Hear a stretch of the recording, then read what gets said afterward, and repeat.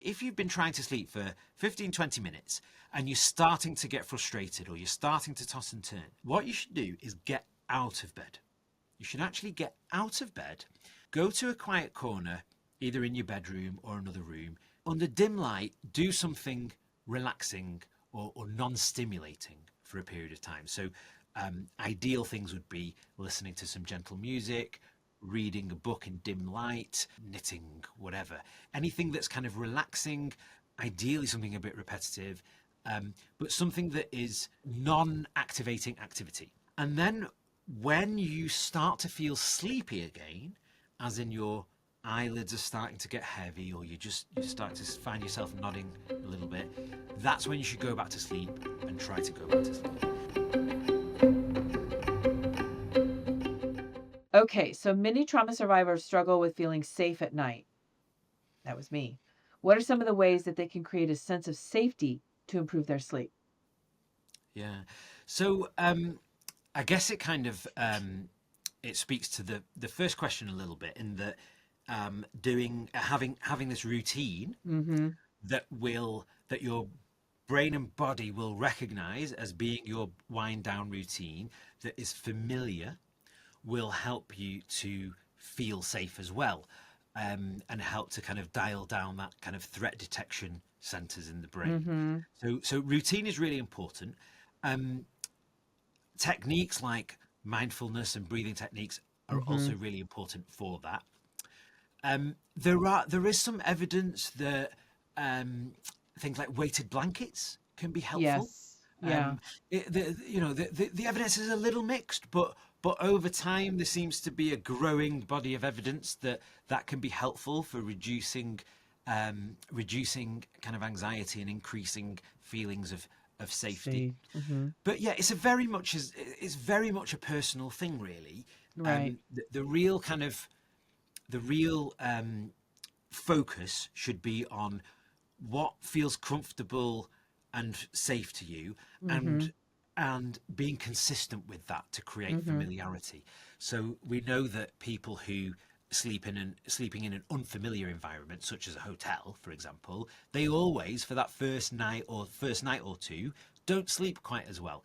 And that's because they're in an unfamiliar environment. Their threat detection centers are dialed up a little bit because they're in this unfamiliar environment. And that's, everybody, that's the general population, not people who have suffered with trauma.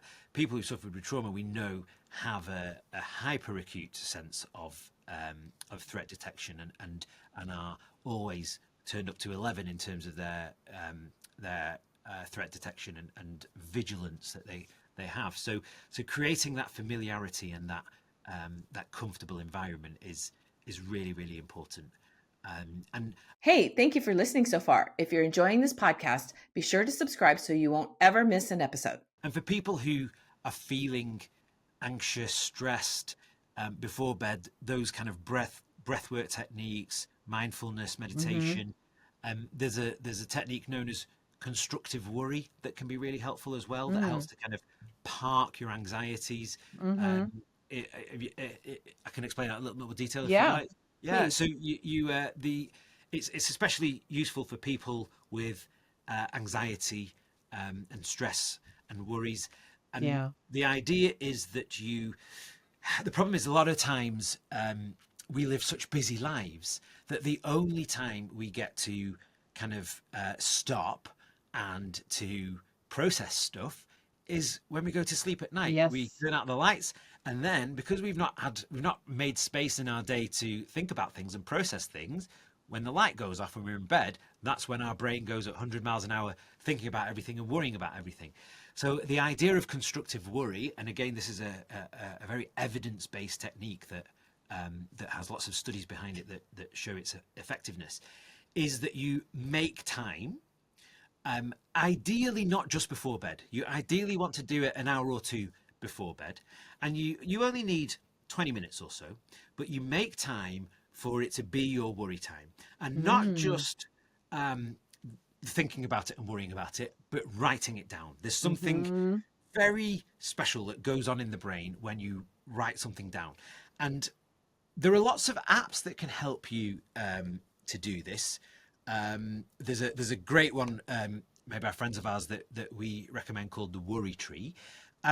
But actually, I'm a fan of doing it with pencil and paper, because that kind of, it does activate different parts of your brain. True. And it does process things in a more mindful and a more kind of focused way. And but doing it however you do it, if you do it by app or you do it by paper, just doing it is the most important thing. So you allocate this 20 minutes, you write down the things, the 3, 4, 5, 6 things that are really kind of worrying you or occupying your mind. But you also then, that's in one column. In the next column, you write down a little plan about how and when you're going to deal with it. And taking 20 minutes to put that onto paper or to write it out into an app has been shown to be really, really effective at quietening down that internal chatter, so that when you actually go to bed and you turn the lights out and you're in silence in the dark, your brain knows, actually, I've dealt with those things. I've got a plan about those things. I don't need to be constantly cycling through those thoughts, and my mind doesn't need to be constantly worrying now. I can just relax and concentrate on going to sleep. So constructive worry is a really, really useful technique. I love that. I do something similar to that. Yeah, I don't allow myself at night to sit and think about that. But that's a great idea. I wish I would have known that a long time ago, because that's exactly what I do. It gets quiet and I start thinking and I start trying to problem solve. And next thing I know, it's 12 o'clock at night and I haven't fallen asleep and I've got all these world problems on me and I've just created more anxiety for myself and stress. It's because we all live such busy lives. Yeah. This modern life is really hectic, Yeah. and if you think about it, the human species is really not that old as a species. We're a couple of 100,000 years old, and in the last 150 years or so, perhaps since the invention of the light bulb, so we've got Thomas Edison to thank for all of this. Life has transformed beyond all recognition. Really, it has. Before then, life was really simple, and we would go to sleep when it gets dark. Not immediately when it got dark, but nightfall would be a sign that it's time to start winding down and going to sleep. Now we have 24-hour artificial lighting. We have 24 hours a day access to each other through emails and social media and God knows what. And so that 150 years is a blink of an eye in evolutionary terms. It's absolutely no time at all. That's nowhere near enough time for any kind of evolutions to occur in our brain to help us to cope with how life is now. So it's no surprise that so many people struggle to cope with the pressures of modern life, and sleep difficulties are one of the first signs of that, really. That our bodies are stressed and that something is absolutely. off. Yeah, it's true. I mean, it keeps getting faster. Things keep getting faster and faster. So, yeah. There's no let up, is there? No let up. No, there's not. So, what are some gentle trauma-informed techniques to help someone fall back to sleep after waking up from nightmares or night terrors? Because we haven't even touched on night terrors. That's a whole different thing, I'm sure. Yeah. So night terrors are a different thing. Night terrors are much more common in children and less common in adults, and people tend to kind of grow out of them. Night terrors are not particularly well understood, actually. They are not the same as nightmares, so they are not. They don't happen. Nightmares happen during dream sleep, and we usually remember them. Night terrors happen during deep sleep. They tend to happen in the early part of the night, which is when we get most of our deep sleep. And the sufferer, if they wake from it, doesn't remember it at all, really, generally. They certainly don't remember it the next day. And they're really kind of a different kettle of fish. They can be associated with stress, but it tends to be more nightmares that are a longer term problem for people who have suffered with trauma. I guess the first thing to say about this is, if you are somebody who is suffering with long-term recurrent nightmares, please go to see a a sleep specialist about it, because there are really effective treatments for it these days. But what can you do at that time during the night? There's a few things. I think the first thing to do is, if you wake up unexpectedly in the night and you're feeling really disorientated and anxious, is first of all, try and orientate yourself around the room. Touch something, touch your bed, touch your bedside table. Just try to invoke all of your senses to remind yourself where you are and that you're in somewhere, Grounding you're yourself. somewhere safe. Look around the room, name things that you see.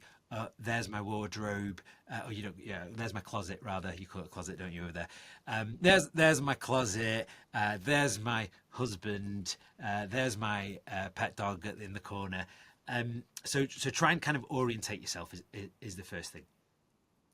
I think the second thing, if you're still feeling really worked up and that's your fight and flight response going again, think about some of the things that we talked about earlier, particularly things like breath work, mindfulness, meditation, things that can really help to quieten down that stress response that you're experiencing in the night. So that's really, really, really important. Hopefully, if you're able to do that, you can fall back to sleep relatively quickly. But there is a subset of people who don't manage to fall back to sleep, whether they're being woken up by nightmares or for other reasons. There's lots of reasons why people would wake up. And one of the most important things,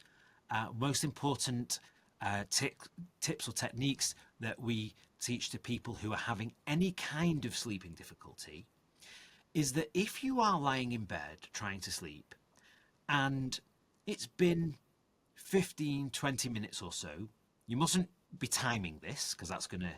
That'll mess you up too. too. If you're looking at a clock. But if you've been trying to sleep for 15, 20 minutes and you're starting to get frustrated or you're starting to toss and turn, what you should do is get out of bed. You should actually get out of bed, go to a quiet corner, either in your bedroom or another room, under dim light, do something relaxing or non-stimulating for a period of time. So ideal things would be listening to some gentle music, reading a book in dim light, knitting, whatever. Anything that's kind of relaxing, ideally something a bit repetitive, but something that is a non-activating activity. And then when you start to feel sleepy again, as in your eyelids are starting to get heavy, or you start to find yourself nodding a little bit, that's when you should go back to sleep and try to go back to sleep. And if you don't fall asleep and it's been another 20 minutes or so and you feel that you're starting to get frustrated again, you should do the same again and keep doing that until you fall asleep. And the reason being is that people with sleeping difficulties, it can very quickly escalate into long-term chronic insomnia, because what happens is, whatever it is that's stopping you from sleeping or impairing your sleep, if you lie there for hours on end getting more and more frustrated, then the more frustrated you are, the more your stress response becomes activated, and the less likely you are to fall asleep. So the first thing that this kind of technique does, it's called stimulus control, but the first thing that this technique does is it tries to remove the stress out of it, that kind of frustration that inhibits sleep. But inevitably what ends up happening to these people is they're lying in bed all night, getting more and more stressed, more and more worked up, not falling asleep. And eventually their brain starts to associate their bed as a place where they feel stressed and frustrated, and they're awake, and their brain associates it as this place. And what people who are suffering with chronic long-term insomnia often describe is that their bed feels like some sort of battle zone or a bed of thorns. This awful place that their brain has pre-programmed them to feel is a place where they are frustrated and stressed and awake and tossing and turning. And so getting out of bed helps to really break that association of the bed being somewhere where you're awake and aroused. We call it hyper aroused. You're overactive in your mind. And so this technique helps to kind of remove that association and helps to re-establish the association that your bed is somewhere where you should feel calm and sleepy, and you go to sleep. And that in itself helps you to sleep better. I did get into a pattern, and I'm finally breaking it, where I'm going to bed at 9, and then I would wake up around 3 wide awake, like, time to get up. And it's frustrating because I'm like, no, I want another hour and a half, but I'm wide awake, and I get out of bed. And my thing is, I don't want to get frustrated, but I don't want to wake up my husband, right? And I'm moving around a lot. So I'll get up and I'll just go in the other room.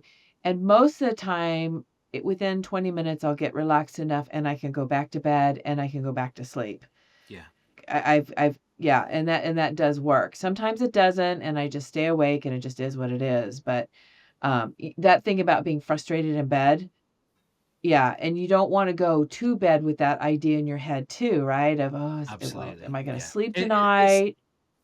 It's a recipe for propagating your wakefulness. If you're feeling frustrated and Yeah. stressed, we need our brains to be relaxed, calm, Not working.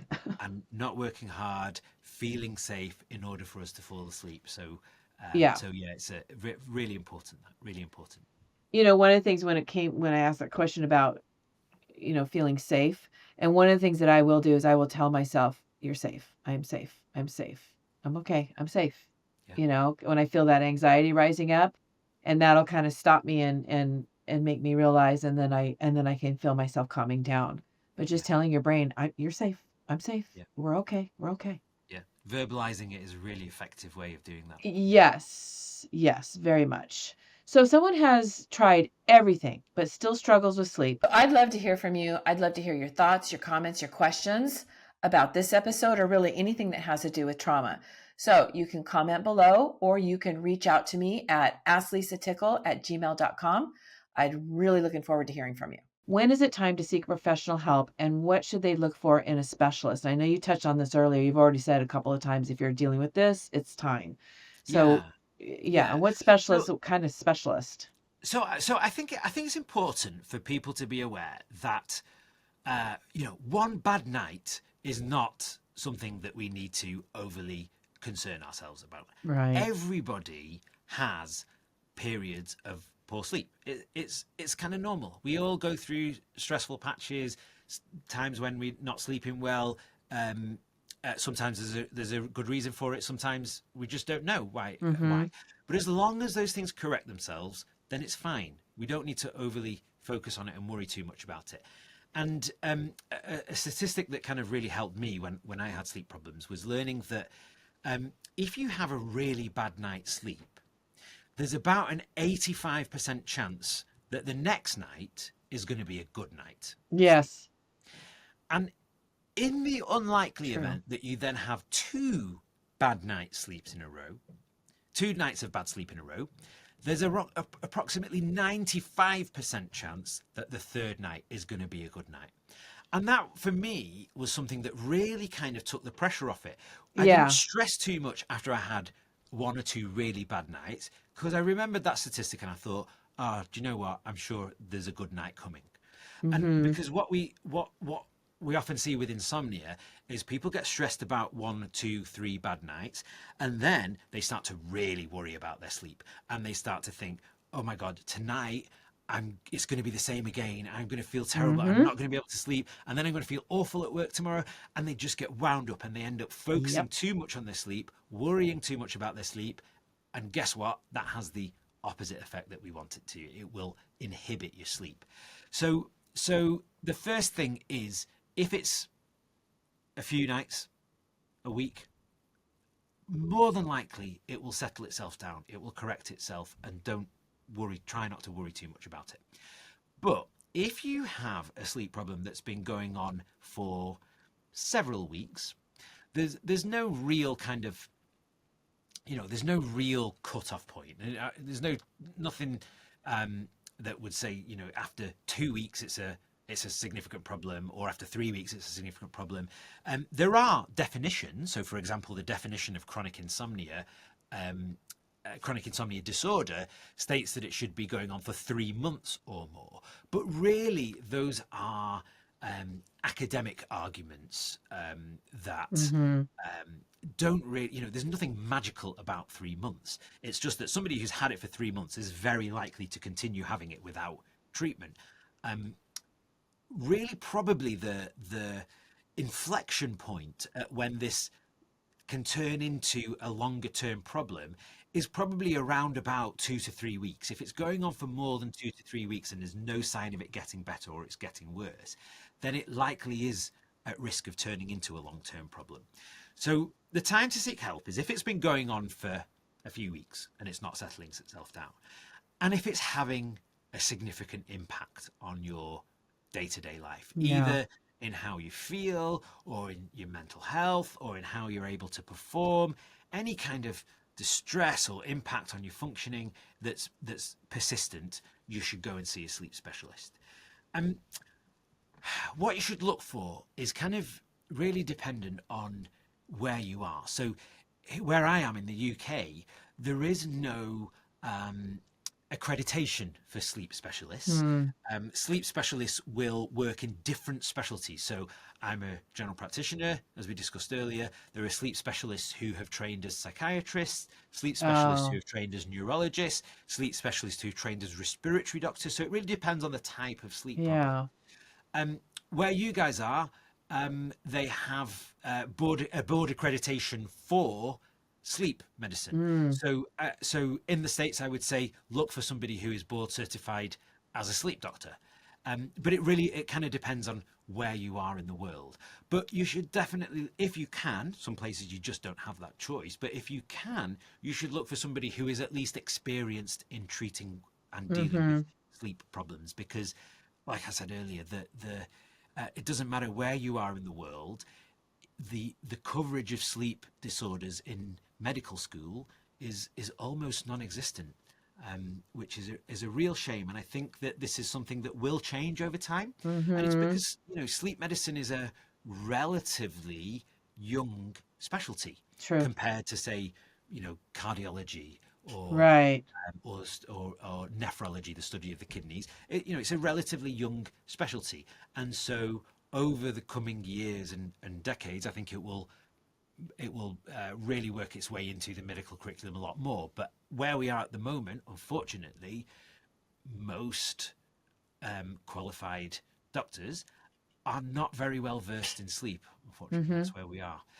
So looking for somebody who has experience, at least, in treating, diagnosing and treating sleep disorders is really important. And then it kind of depends a little bit on the type of sleep problem you have.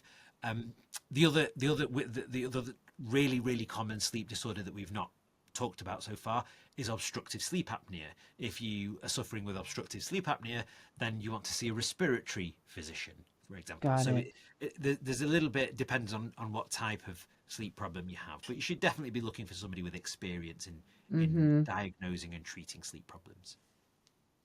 This has been so interesting. And, you gave 3 really good tips, and you could probably give some more. But, the first one, and you said it throughout, kind of is peppered throughout, is having a nighttime routine so that your brain and your body understands is we're now winding down and we're getting ready to go to sleep.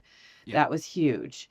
And people don't think about that because, I'm an adult now. I don't have to have a sleep time, we just, I think about that when you said that, well, as kids, we treat our kids that way, but we don't do that to ourselves. And that's so true. And it's so important. And then the other was, what did you call it? The worry time. I love that. So Constructive worry is the name of the technique. constructive worry. That's what it was. Yeah. So that it's a time set aside, that 20 minutes where you can just do a brain dump, and you can put out those worries on paper, and you can also find solutions so that you're getting it out of your head. That makes complete sense. And then the third one was, if you can't fall back to sleep, give yourself 15-20 minutes. And if you feel yourself getting more frustrated, it's time to get out of bed and go find a quiet corner, do some meditation or read, or just do breathing. Breathing exercises are great for me. That's my number one go-to. They always get me calmed down. And then try going back to bed. Those are 3 fabulous tips. Do you have any more? Yeah. One or two more? So those are kind of fairly kind of, well, I guess the routine one isn't, but the others are kind of fairly specific. what's really important is creating good everyday sleep habits. That's super, super important. Some of them are things that we do during the daytime that will lay the foundations for having a good night's sleep, and some of them are things that we're perhaps a little bit more used to hearing about that you would do at nighttime. So at nighttime, routine is a really important one, but the other thing that's really important is your sleep environment. So the bedroom, the Yes. environment in your bedroom. And the three things that are really important there are light, noise, and temperature. So we want the bedroom to be as dark as we possibly can get it. We know that the darker the better, ideally, so that if you put your hand in front of your face, you can't see the outline of your hand. Oh, That's the wow. ideal scenario, because we know that if you can omit all light, if you can get it really pitch black, you are likely to fall asleep faster, and you are likely to sleep deeper and get a better quality of sleep. And it can be really difficult to get that level of darkness. Yeah. And so what I have done for very many years now, and what I encourage all my patients to do, is invest a few dollars in a sleep mask. Sleep masks are really affordable and are really effective at cutting out all of the light. And some people feel a little bit funny about wearing them. They're not used to it, but really after a couple of nights, you really do get used to it. And for me, I couldn't sleep without it now. And it's something you can easily take with you anywhere you go. You can put it in your luggage and you put it in your bag. And for me, it now feels like something that's giving my face a warm hug before I go to bed. And so not only does my face get a hug, but I also block out all the light and sleep great. Gives me a deeper sleep. So light is really important. Getting a quiet bedroom is really important. If you have difficulty with that because you have, I don't know, noisy fridge or noisy air conditioning, or you have noisy neighbors, or you have noisy children, then earplugs are a really cheap and affordable way of getting around that. They are some people just cannot get on with earplugs at all. They just don't like anything being in their ears. But again, that's something that I've used for many years to really good effect.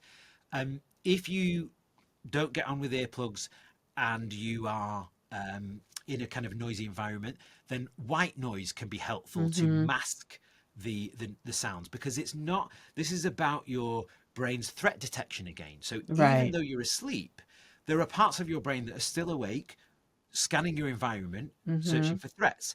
And something that changes is a threat. Something that's consistent isn't a threat. So having that kind of white noise as a consistent noise, masking the changes in noise that you might hear due to noisy neighbors or whatever, it can be helpful if earplugs are not your thing. So light, noise, and then temperature's the last thing. People tend to sleep in an environment that is a little bit too warm. We need our body to cool down by about 0.5 to 1 degree Celsius, which is about 1 to 2 degrees Fahrenheit, in order for us to fall asleep. And if you're in too warm a room, it makes it more difficult for our bodies to fall asleep. So the ideal temperature for our bedroom is 16 to 19 degrees Celsius. That's the scale that we use over here on this side of the pond. I think that's somewhere between 60 to 66 Fahrenheit. So it's a bit cooler than a lot of people will have it. But that slightly cooler temperature and you don't need to measure it. It just has to be a little bit, perhaps a little bit cooler than you'd like, not cold. If it's too cold, that will impair your sleep. We just want it nice and cool. And that will help your body to drop that slight bit of temperature that it needs to. And again, that's been shown to help people fall asleep quicker and to get a deeper sleep and stay asleep better. So the main things in terms of nighttime things are environment and routine. the good habits that you can do in the daytime are, one is something that you alluded to right at the start when you told me about your kind of earlier adulthood, and then what you changed. So Yes. having a regular bedtime and wake up time is Mm-hmm. super important. So there's emerging evidence recently that regularity of sleep, so having the same bedtime and same wake up time, is probably as important, if not more important, than the amount of sleep that we're getting, which is really interesting. Oh. Really interesting. But having that, what we sometimes call it an anchored bedtime and get up time, Mm-hmm. you stick to them every day, including holidays, including Mm-hmm. weekends, including days off, that you go to bed at the same time, you get up at the same time. That's really helpful for really kind of promoting a good circadian rhythm, this natural 24-hour cycle of Oh. your body clock, the wakefulness and sleepiness of your Right. body clock. And it really helps you to both to get better quality sleep Mm-hmm. and to feel better and more alert during the daytime. So it Mm-hmm. helps, both during the day and at night time. So anchoring your bedtime and your wake up time is a really important one. And the other really important one, that you can do during the day to help your nighttime sleep, is getting outside to get natural sunlight. Yeah. That's Vitamin D. really, again, for your circadian rhythm. It's really good at improving your alertness during the day and helping to really embed or ingrain your circadian rhythm to help you to sleep better at nighttime as well. And it also, the more natural sunlight that we get during the day, the more it protects us against the harmful effects of artificial light and blue light that we get from artificial lighting and from screens. So you can absolutely counteract that by getting more sunlight during the day. Well, you know what? I'm doing a lot of right things. I'm so glad that Yeah, we good, talked. Seriously, I mean, good. because like our bedroom, we have it really cold, we have it really dark. We do use white noise because we Yeah, have dogs. great, And yeah, I don't have a problem falling asleep at all.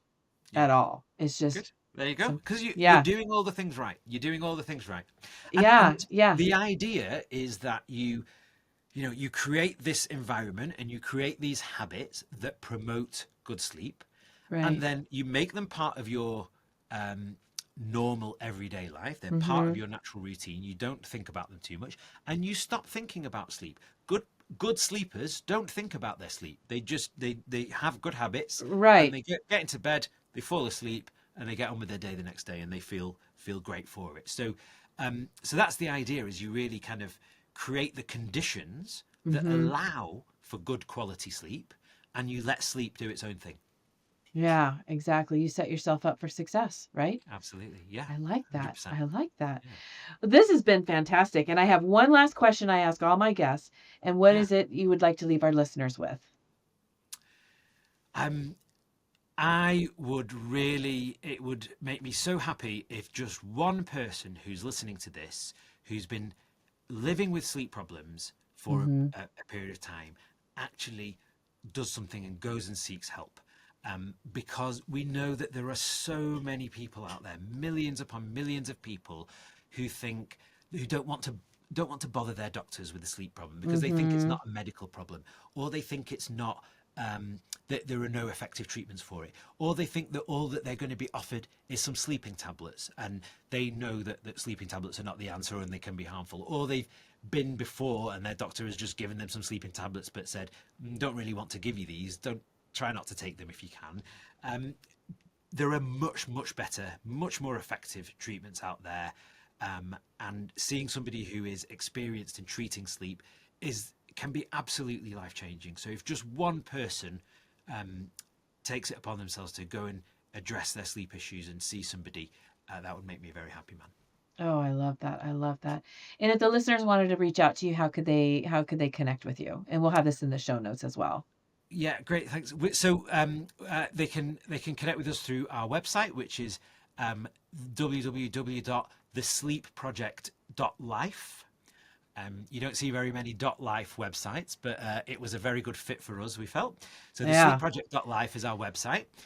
We're also on Instagram. Our Instagram handle is at _sleep_project.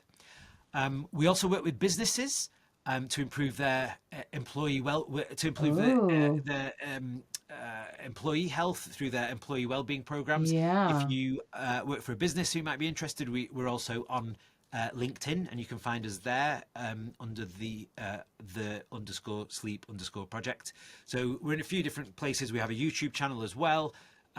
So those are kind of the main. We're just about to embark on a TikTok journey as well. So those are the main kind of places to find us. Or just drop us an email if that's your thing. If email's easier for you, drop us an email. We're at info@thesleepproject.life. Oh, I love it. Well, thank you, Dr. Eidn. I love what you're sharing with us. This is so important. And I think we gave some really good tips that can even get people like even if they created a routine, maybe all of a sudden they'll be sleeping better. I Yeah, certainly hope. But thank you so much. it's been a pleasure. Thanks for having me.